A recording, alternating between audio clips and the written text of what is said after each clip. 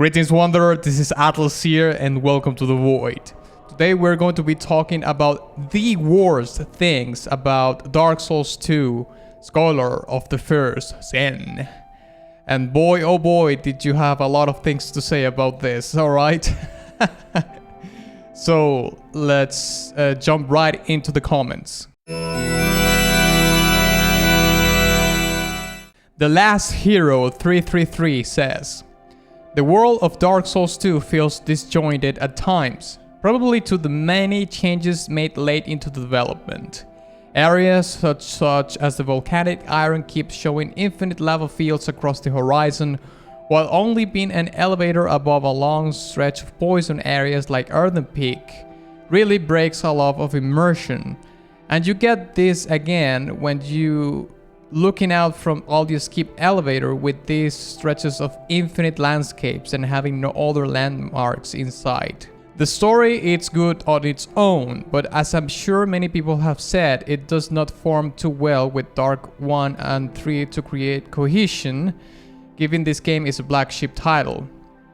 The last major issue I have is the number of bosses that don't feel rewarding. Bosses like the Royal Rat Vanguard and Prowling Magus just feel like a room of basic enemies rather than being introductions to an enemy type such as the Horse Demon or Pumpkinhead in Elden Ring, which solves the basic enemy as boss trope in a more satisfying way. Still enjoy the game of course, but I feel like it could have been so much more than what it currently is. Yes, I would agree with most of what the Last Hero said about you know, for example, the transition between Earthen Peak, apologies, and the Iron Keep. I think it was an oversight from the developers because like the transition between the areas, like the Iron Keep was according to the lore of it was sunk into the ground, right? So okay, all fine and dandy there. But when you get to the Earthen Peak, it's like you don't see a mountain behind it, right? Now, the place is called Earthen Peak, which you would assume it's the peak of something, right? So then why do you take an elevator up if the Iron Keep sank into the mountain, into the peak of whatever it is, right? So yeah, it was an oversight. And also, let's imagine, okay, this alternate universe right here where the elevator actually goes down. There's another misstep right there where you get to the Iron Keep and you have this vast land of lava, which is not necessarily like the worst thing about it. To be honest, I don't have any pick with that, but the thing is that there's a skybox, okay? So if the Iron Keep sank into the mountain and let's say for logic's sake that it's below Earthen Peak, right?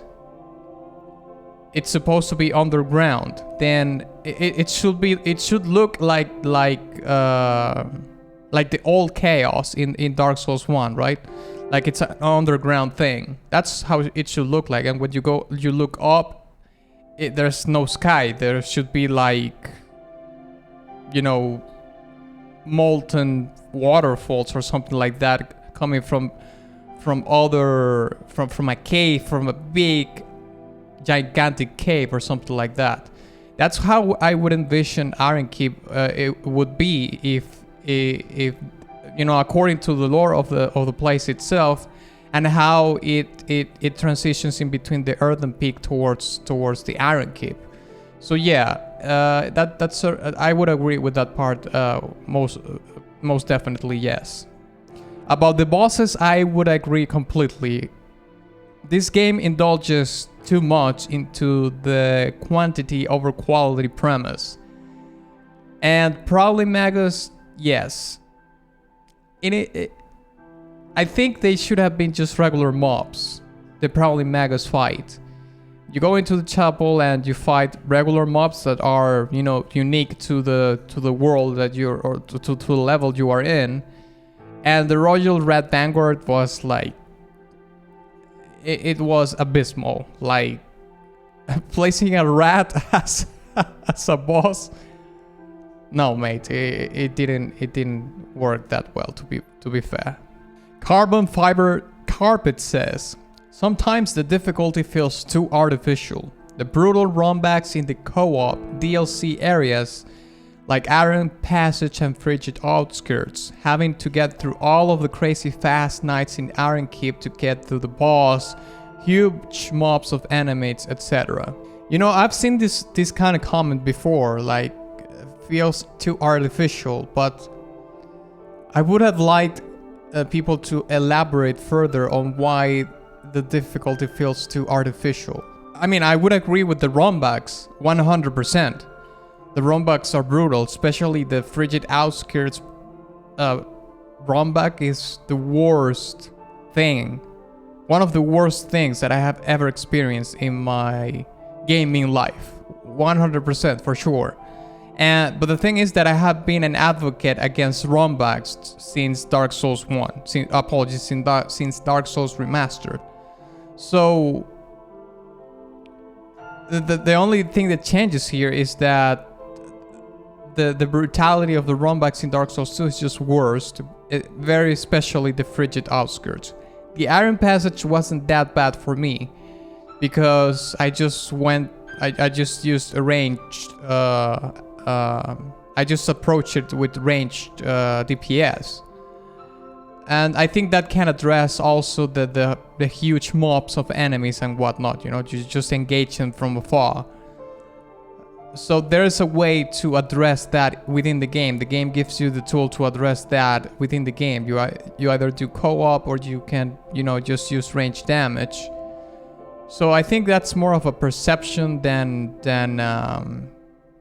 an actual issue with the game. Like you can, you know, go through the challenge. You just have to figure out what's the best way to address it. And obviously, if you go into into a place where there's a lot of enemies, and you're just going melee, heads on, charge forward, it's going to be very frustrating.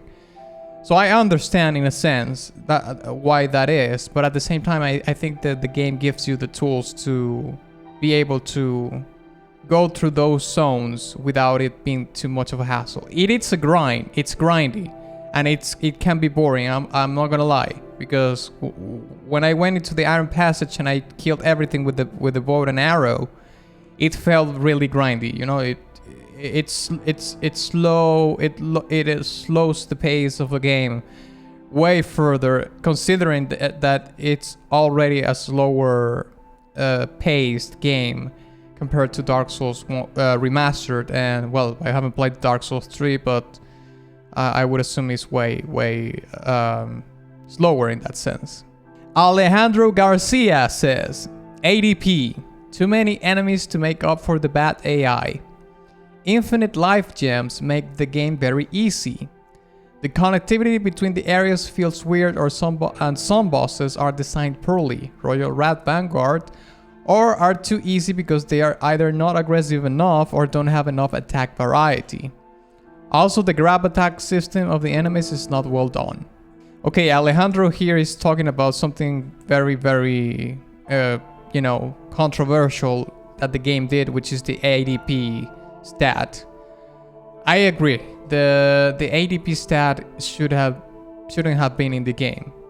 I think, you know, the premise of drinking your Estus faster or lower is it's an insipid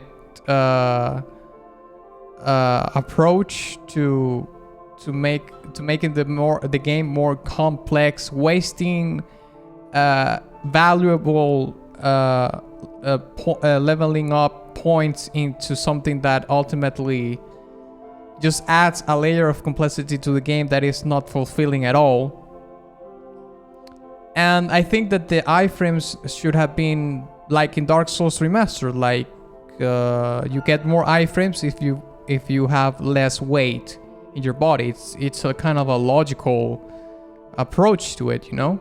Now, About the infinite life gems, I don't think that's a worst thing about the game at all. I think the infinite life gems are, yes, they make the game very easier, but it's not necessarily a bad thing. Like, you can, if you want a more challenging experience, you just don't use them. It's a matter of choice. It's the same thing about, you know, the summons. Summoning either a friend or an NPC and whatnot. Those are resources or choices that you make in the game for if you wanted to make it an easier experience, you know what I mean? So in fact the life gems are, you know, a resource that people that really don't like the games, Dark Souls games, because they are very difficult, can, you know, latch on to be able to progress through the game in an easier way. You know, the people that want an easier experience in the Dark Souls games.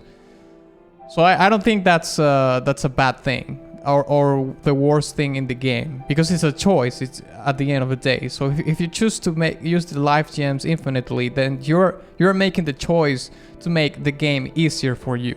It's not the game imposing that on you. You know. So I wouldn't agree with that.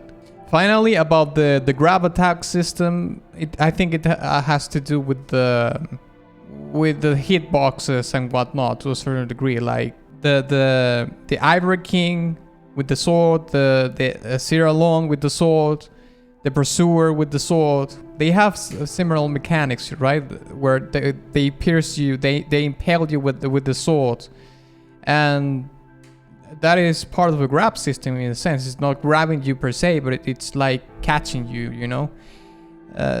Enemies that grab you will be like the you know, the Cyclops, hippopotamus enemies or whatever. Which that wasn't that. I mean, it was annoying, but it wasn't like it would grab you if you were like 10 feet away and it grabs you. It wouldn't be like that. But the ones with the swords and whatnot, they were, they were very frustrating at times. That's for sure. Colonel Quesadilla says, level connectedness, I would say, is the main problem. Areas often don't quite fit next to each other, as you have to go down a long corridor or take an elevator into an entirely different biome. I don't think the hitboxes and adaptability tied to roll, backstep, invincibility are as bad as people say. The first game's hitboxes and glitches are worse overall, and leveling up in DS2 is cheaper to account for adaptability's importance. Okay, Quesadilla brings a couple of interesting premises here. I don't think the level connectedness is that bad or is the main problem of the game at all. It's not as good as Dark Souls Remastered, that's for sure. It's not as creative as Dark Souls 2, but as Dark Souls Remastered, apologies. But the thing is, like I mentioned in the video that I did about the most awesome things about Dark Souls 2, is that you can teleport in between levels from the get-go in the game. That's something that Dark Souls Remastered doesn't have. So up until you get to Anor Londo and you know Gwyn gives it to you. But in this game, you have that from the get-go. So in Dark Souls Remastered, they had to get more creative because of the very premise of the story of the game. You don't get the teleport up until you get to Anor Londo. So before that, you have to sometimes you have to transverse, you know, in between, very long in between levels, and finding creative ways to make shortcuts and whatnot was a necessary step towards making the game less of a bug, you know. Because imagine that you go, well, I have to go back because I want to go to, I don't know, the Darkrook Basin, but you're in Anor Londo, then you have to go to Sen's Fortress. Imagine going down Sen's Fortress. That would be a nightmare. Fortunately, they said, okay, let's just put the cage there, and you can just go into that cage elevator, and you know, just go on your merry way towards the place you want to go. That kind of thing, they had to do it because if they didn't, it would have been just a bloody nightmare, like a complete bog and a miserable experience to traverse the world. But in Dark Souls 2, you don't need that much because, like I said before, you have the teleport from the get-go. But even though you have that, in between levels, within the levels, you still have some amount of connectivity within the same level, you know, some shortcuts and whatnot. So I think it's pretty cool that they did that. So I don't think that's the main problem at all.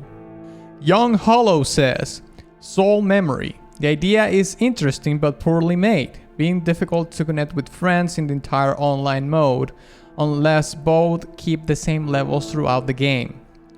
Bad animations. Dark Souls 2 has interesting details about the character, for example, tired when the energy bar runs out or getting low when you're about to die, etc. However, few hits and the character falls a pity so light. The animations of previous and later games were much better.